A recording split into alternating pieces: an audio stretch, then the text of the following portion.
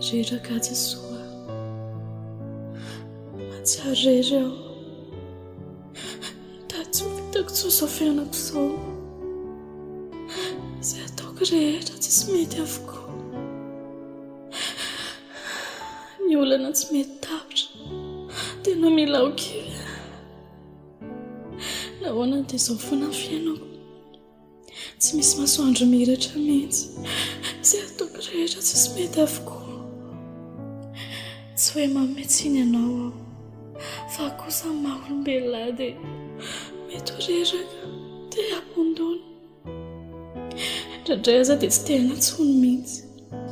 Aiza ianao Jesoa, avody aho.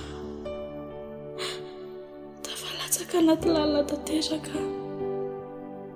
Aza velao kivy aho hoe, aza velao ketraka. Ome hery aho hiatrehako izao ady saiko izao. Tsy mora ny manao ny sitraponao, tena tsy mora. Nefa kosa Jesoa, tsy saraka aminao aho satria fantatro fa miady ho ahy ianao. Mino aho fa maheno ahy ianao, mahita ahy ianao amin'izao fotoana izao Jesoa. Tena reraka aho.